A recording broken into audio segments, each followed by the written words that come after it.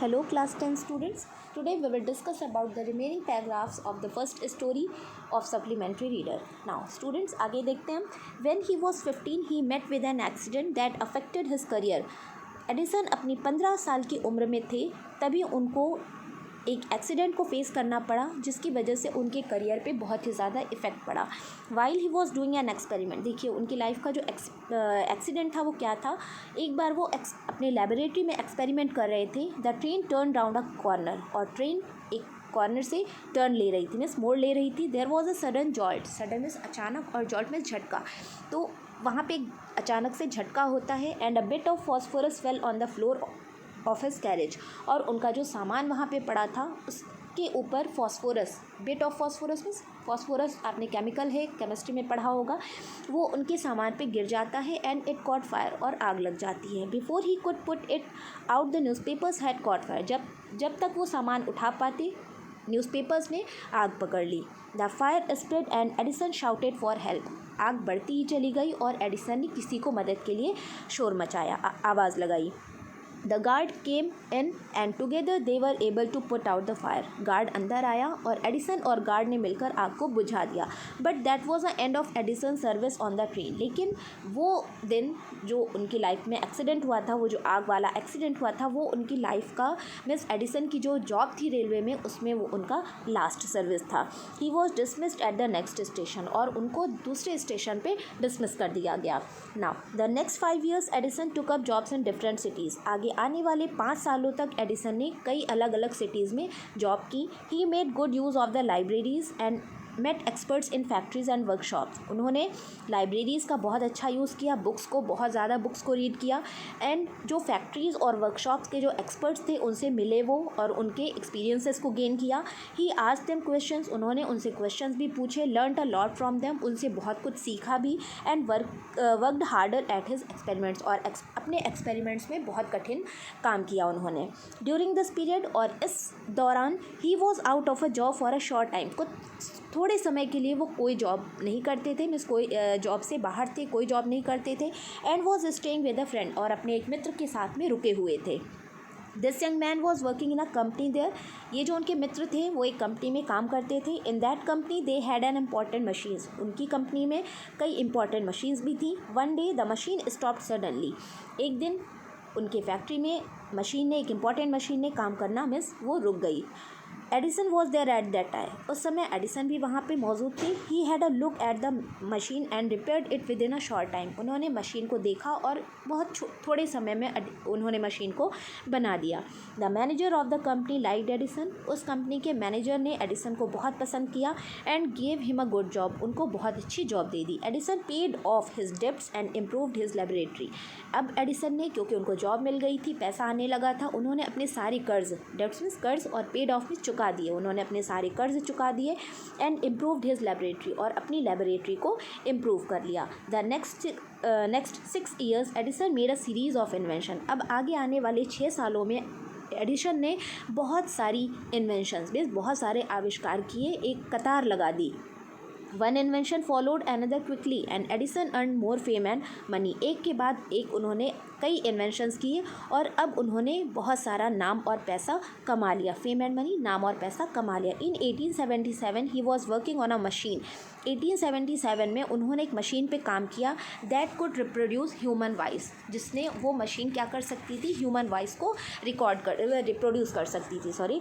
The next year he actually made one. और दूसरे ही साल मीन्स 1877 में उन्होंने काम करना शुरू किया और दूसरे ही साल 1878 में उन्होंने उस मशीन को इन्वेंट कर दिया. It was then called the talking machine. और उस समय उस मशीन का नाम था talking machine.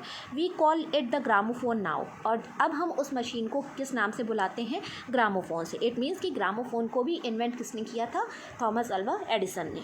Now the same year he was invited to the White House in Washington. उसी साल वाशिंगटन के वाइट हाउस में उनको इन्वाइट किया गया. अब यहाँ पे देखिए वाइट हाउस क्या है. That is the name of the house where the president of the United States of America lives. White House जो होता है वो United State of America means president जो होते हैं यूएसए के, उनका जो निवास स्थान होता है वही वाइट हाउस है। तो उस साल उनको वाइट हाउस में वहाँ के प्रेसिडेंट ने उनको इनवाइट किया था। नाउ आगे देखिए, Edison went there to show his new machine to the president. Edison वहाँ गए और उन्होंने प्रेसिडेंट को अपनी उस न्यू मशीन को दिखाया।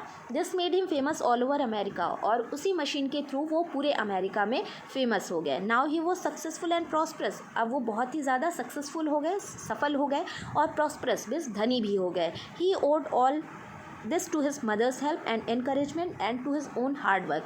और ये जितना उनको नेम एंड फेम मिला था, नाम और रुपया मिला था, उसका श्रेय वो किसको देते थे? और में श्रेय देना, श्रेय किसको देते थे? अपनी माँ की हेल्प को और एनकरेजमेंट को, और अपनी स्वयं के कठिन परिश्रम को।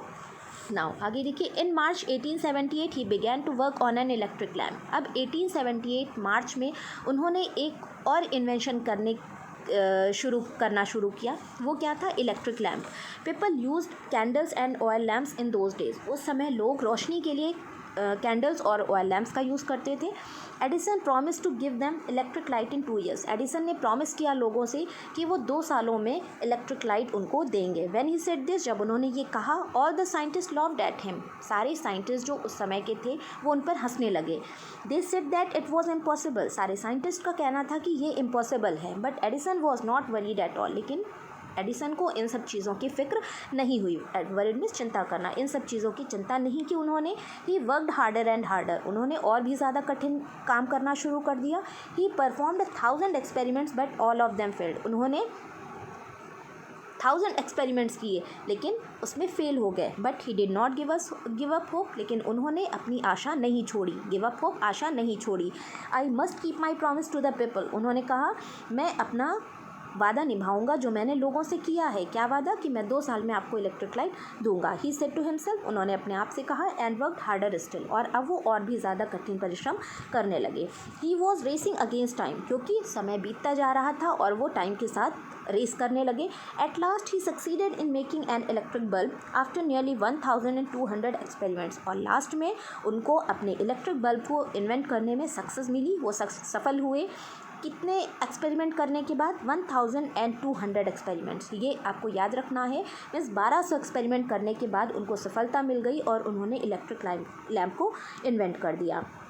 और न्यू ईयर्स डे 1880। अब 1880 में न्यू ईयर के दिन he and his workers put up electric lights at his laboratory. New year के दिन 1880 में उन्होंने और उनके जो कर्मचारी थे उन्होंने फर्स्ट टाइम इलेक्ट्रिक लाइट को अपनी लेबोरेटरी में रखा, प्रयोगशाला में रखा। People from all over America came to see that grand sight. इस महान दृश्य को देखने के लिए अमेरिका के चारों तरफ से लोग आए। Edison had kept his promise to the people. Edison ने लोगों से किया हुआ वादा पूरा किया। On 4 September 1882 for the first time New York shone in the brightness of electric lights. और 4 September 1882 को फर्स्ट टाइम न्यूयॉर्क में हर जगह रोशनी चमकी। शाइन का सेकेंड फॉर्म होता है shown in the brightness of electric light. उनके जो इन्वेंशन था इलेक्ट्रिक लाइट, उससे न्यूयॉर्क पूरा जगमगाने लगा। Edison served his country during the first world war. Edison ने फर्स्ट वर्ल्ड वॉर में भी बहुत मदद की। मीन्स प्रथम भारतीय युद्ध जो हुआ था उसमें भी उन्होंने बहुत मदद की थी।